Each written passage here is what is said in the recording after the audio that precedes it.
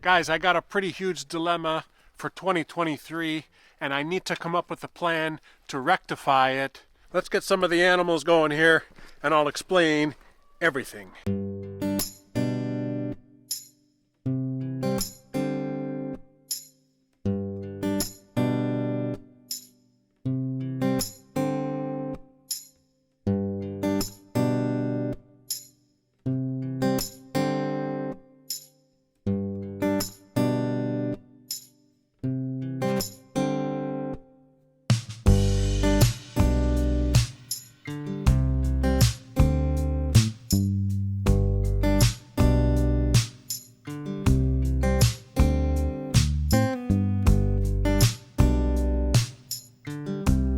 Dexter! Maggie! Come here! Trying to get the barn cats to come to the barn so they can catch the few mice that are in here. There they come.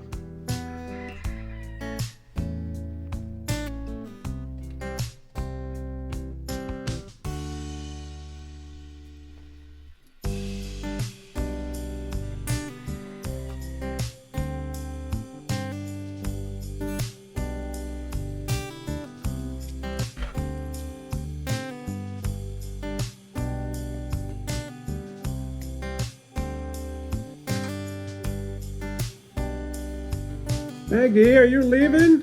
Maggie! Stay here! Maggie! You're not listening! Billy! Bobby! How are you two? How are you? Billy! Oh no, they put the water bowl right in front. Okay, let's get the mini pig food. You guys waiting for me? Okay. Okay.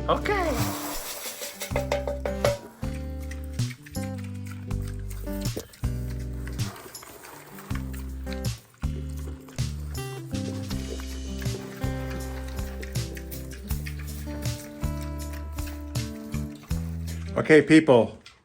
Just yesterday, I cleaned up this entire pig stall. The whole poop, I cleaned it up. Because we've had some nicer weather, some warmer temperatures, +2, +3 degrees. And a lot of the snow melted. So the poop also thawed out. So it was soft enough to shovel up. I'm telling you, this place was all clean. So just between yesterday afternoon, yesterday night, look, there's like a bunch of chunks right there. There's another chunk, that's like 5, 6, 7, 8, 9, 10, 11, 12, 13, 14, 15, 16, 17, 18, 19, 20, 21, 22, 23, 24, 25, 26, 26 poops in like one day, like a 24-hour period, 26 poops. So anybody who's thinking about getting pigs, you better be prepared for the amount of crap that you gotta shovel. It's a serious thing. You just shovel crap, poop, manure, whatever we're gonna call it, dookie, all day long with these pigs. I honestly wouldn't trade anything for these pigs because they're pretty fun, they're pretty cool. You just gotta stay on top of it. Hey buddy, how are you? How are you? Where you going? You miss me? Hey bud, how are you? You gotta love Dexter Morgan, guys. I do. He's turned into be an amazing cat. Hope he doesn't jump down there. It's covered in poop. Speaking of poop. No fooling around. Okay?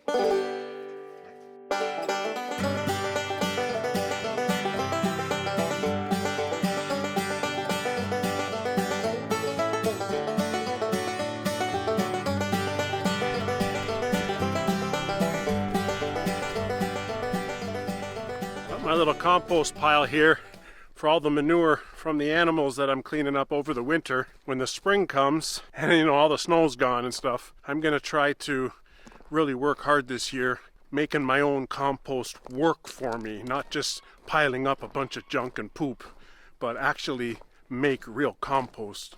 We'll see how I do. I'm studying right now online to see how exactly do you do it successfully, how much brown, how much green, and then hopefully I can do a little bit of work and get my own compost going. Come here.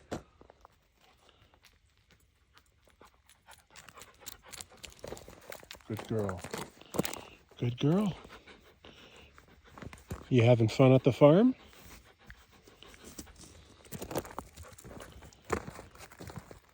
Okay, so here's the dilemma, guys. As many of you already know, we run a farm stay short-term vacation rental in this Century farmhouse here. There's a family that's rented out for a few months here in the winter. They go skiing at the local ski hill.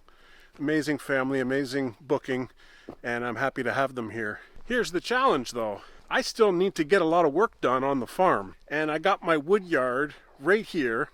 There's the catio there, there's the bunny barn, the ducky bunkie, the chicken house right there, and this is my wood yard. This is where I do all the woodwork, splitting firewood, making kindling, bundling, all that kind of stuff, using the chainsaw, making a mess, making wood chips. And then I got my firewood rack right here, and that's what dries the firewood. So the dilemma is that if I want to do some firewood and I want to get my splitter out and produce some firewood, split these rounds, it's pretty loud and noisy. You got the chainsaw going, you got my tractor going, you got the engine for the log splitter going, and it's not very peaceful and tranquil when there's a guest in the farmhouse, because I'm making all this noise in the wood yard, which is really not that far from the farmhouse. It's just over there. Now, while for most guests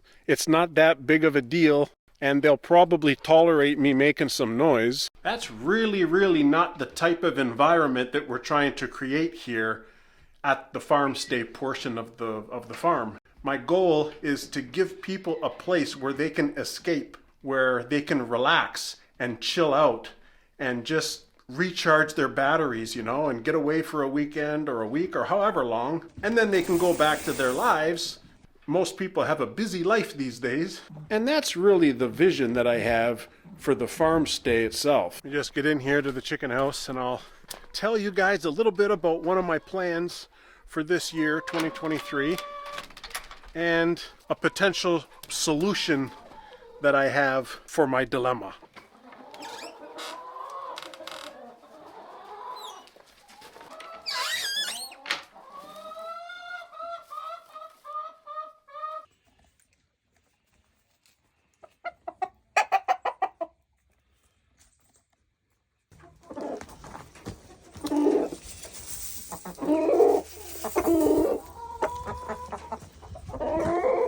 Let me just run over quick and get the duck eggs, if there are any.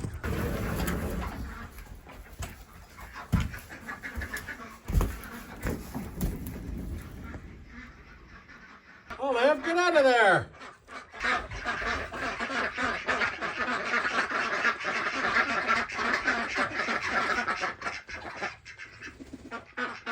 Duck eggs are always so nasty.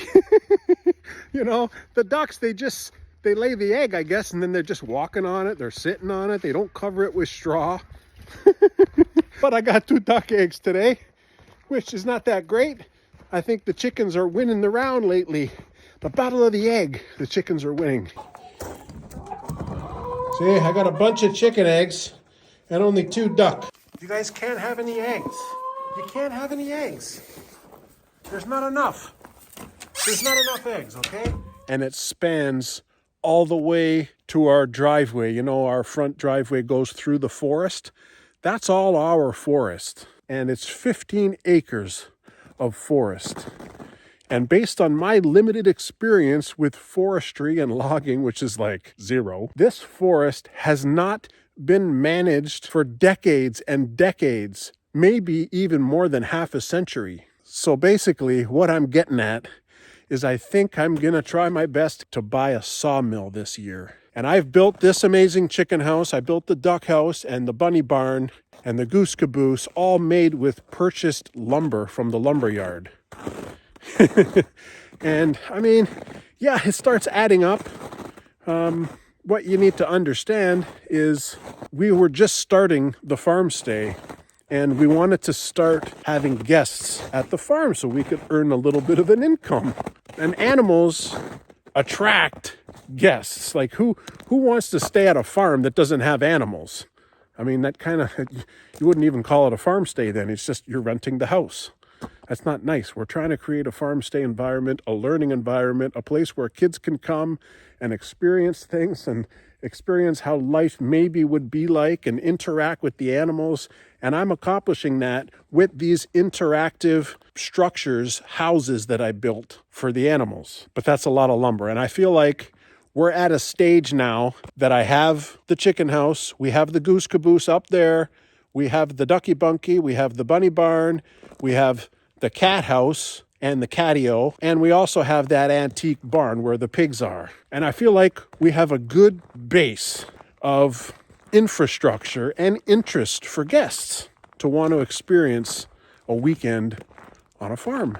Sawmills can range like anywhere in between like $5,000 to like 25 grand. It all depends on what quality you want, how much horsepower you want in the engine, how wide of an opening you want. So meaning what size of logs that you can mill. Holy brother, a lot of research to do online, but I'm game. I'm okay. But once I pull the trigger on that mill, if I do this year, you'll be the first to know. Molly, you okay? How you doing, geese? How you doing? You okay?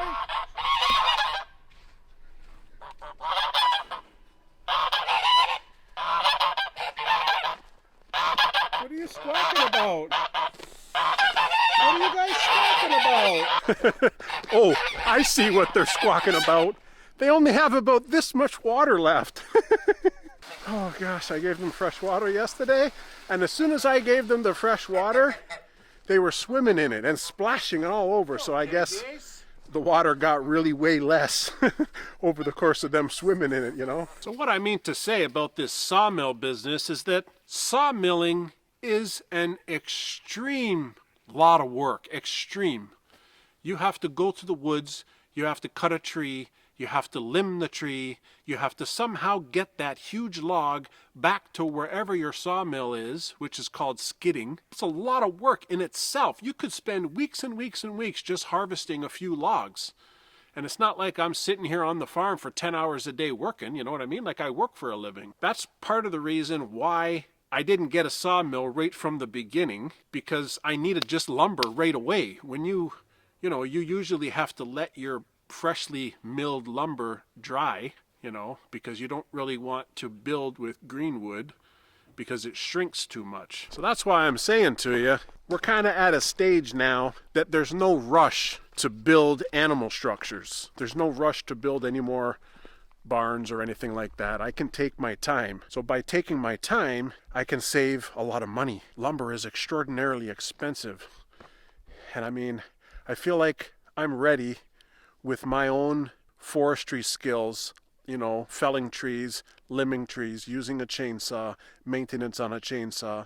I'm fully capable of operating a sawmill. So I think I'm ready to actually start harvesting some of the wood in our forest. And for those viewers out there who are gonna say, why are you gonna cut trees? And are you gonna have a plan for planting fresh trees? And yes, that is the long-term plan, obviously, to keep the forest sustainable. But like I said earlier, that's specifically why I spoke about the fact that that forest has not been touched for decades. So what happens is all of the trees become too close together. The canopy becomes too thick.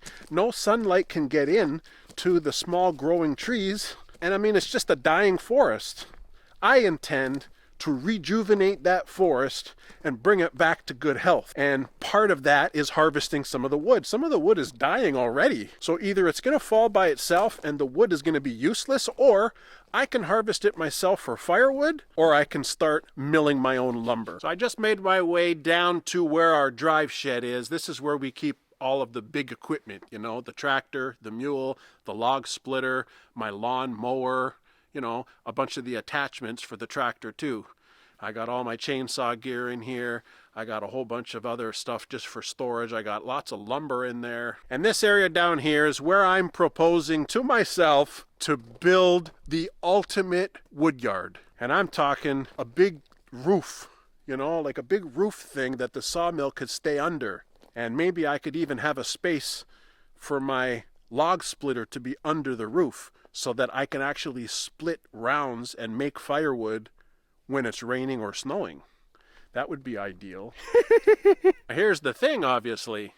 That big tree cluster right there is an antique apple tree, and this little tiny cluster here is also an antique apple tree. But I'm not too worried about cutting those down because we've been here for almost 3 years and they've never produced any apples. They're probably past their prime of producing fruit. So might as well harvest the wood.